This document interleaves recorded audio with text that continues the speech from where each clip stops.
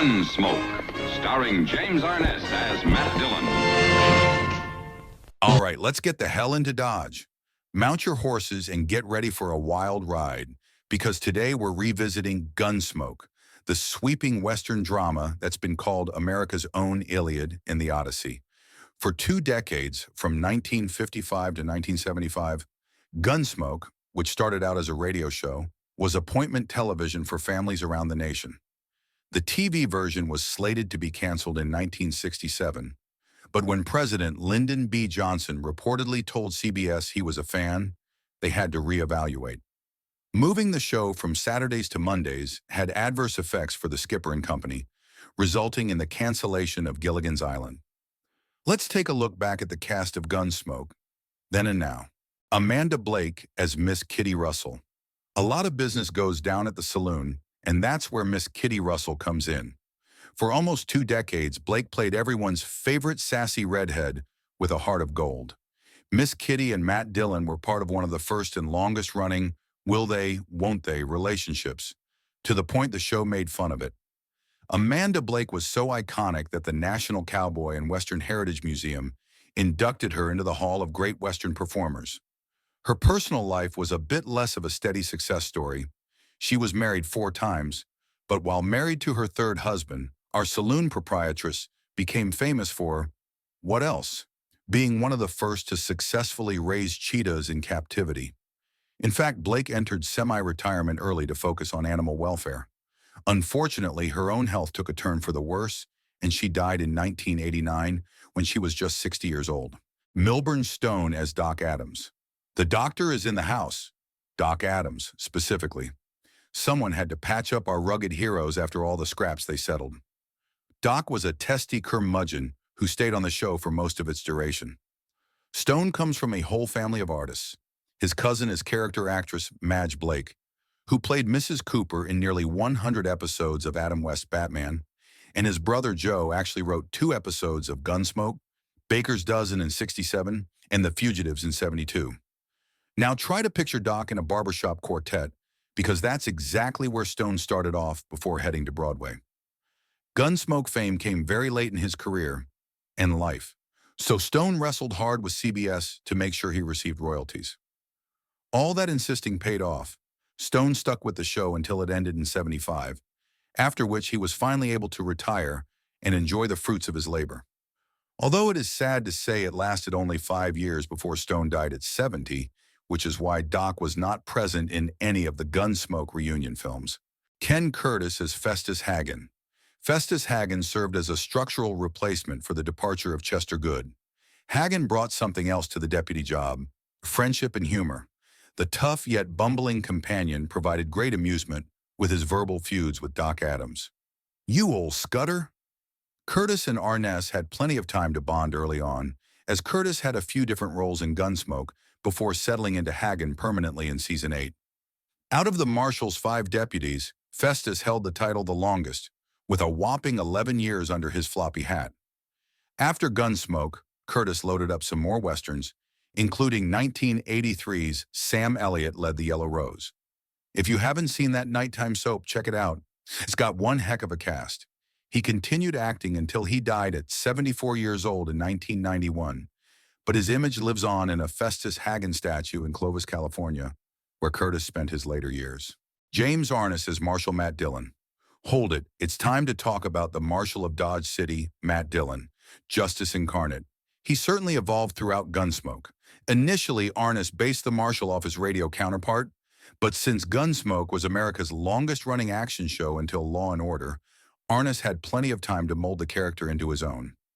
Marshal Dillon understood his job would involve violence and grief, but never lost his compassion and fairness. But even after he learned to find peaceful answers, Dillon did what was necessary. For this, he became relatable and admirable. Arness himself would do whatever it took to achieve his goal. First, after recovering from serious injuries he obtained overseas in World War II, he hitchhiked his way to California and began scoping out agencies and casting calls. He quickly became a staple of the Western genre and great friends with John Wayne himself. In fact, Wayne recommended Arness personally for the role of Dillon. And while most of us know him best as the Dodge City Marshal, Europeans recognize Arnis first as the character Zeb in How the West Was Won. It became something of a cult classic across Western Europe. A transplant from Minnesota, Arnis adapted to California life swimmingly, his favorite hobby becoming surfing. Beachgoers could spot the 6 feet 1 inch Marshall Matt Dillon hanging up his holsters and enjoying some tubular waves. Arnis had the unique pleasure of playing Marshall Dillon in 5 separate decades, 55 to 75 for the weekly series, and reprising the role for TV movies in the 80s and 90s. All that hard work earned him a Hollywood Walk of Fame star, which now honors the late legend who passed in 2011 at the age of 88. Dennis Weaver as Chester Good. Every Marshall needs a right-hand man, and Matt Dillon could count on Chester Good.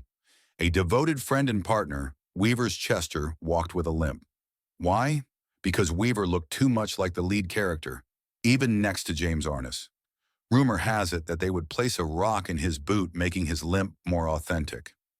Dennis Weaver stayed with the show for 9 years before he started chafing creatively. Weaver worried he'd never get away from the character, and in 1964 finally shed the limp and went from a sidekick to a leading man in NBC's Kentucky Jones. The show didn't last long, but it gave Weaver a taste of success and independence he'd thirsted for. In 1971, he starred in Steven Spielberg's TV movie Duel, and he starred in the title role of McCloud from 1970 to 1977. Before and after retirement, Weaver was an environmentalist. He promoted care for the ecosystem for decades until his death in 2006 at 81. Buck Taylor as Newly O'Brien. There are few people whose bad side we never want to see less than Newly O'Brien. He wasn't just a deputy, he was once a gunsmith. So the man knew a thing or two or 10 about firearms. Buck Taylor was a frequenter of Westerns, but Dallas fans will also recognize him as Detective Bussey. In 1987, he returned to Dodge, literally in Gunsmoke. Returned to Dodge. Only this time, he played the city's marshal. What a promotion. But this rugged gunsmith turned deputy turned marshal has a soft side too. In fact, he paints. He's been selling his work since 1993. From 2018 to 2020, he played Emmett Walsh on Yellowstone. He's now 85 years old. Glenn Strange as Sam Noonan. Time to kick your feet up after a hard day in Dodge. Who better to see on the other side of the bar than Sam Noonan, resident bartender? Level-headed Sam walked into the bar first in season 6 and was on the show until his death in 1973 at age 74. When you're dealing with gunfights and bar brawls, you need a solid voice of reason, and that was definitely Sam, who's seen quite a bit. That made Strange perfect for the role, and he was also great as the murderous Butch Cavendish in The Lone Ranger. Throughout his career, Strange appeared in over 300 projects, but his biggest role besides Gunsmoke was monstrous. Strange's facial features and towering 6 feet 5 inch height made him the perfect Frankenstein's monster in House of Frankenstein, 1944, House of Dracula, 1945, and Abbott and Costello Meet Frankenstein, 1948. He even received coaching from horror movie icon Boris Karloff, who originated the role in 1931. The duo became so well known that when Karloff died, the New York Times put a picture of Glenn Strange as Frankenstein's monster instead of Karloff. Oops! But it was a nice accidental tribute. Even though Strange died in 1973, his Gunsmoke co-star Buck Taylor actually named his son after him to keep his memory alive. That's when cast really becomes family.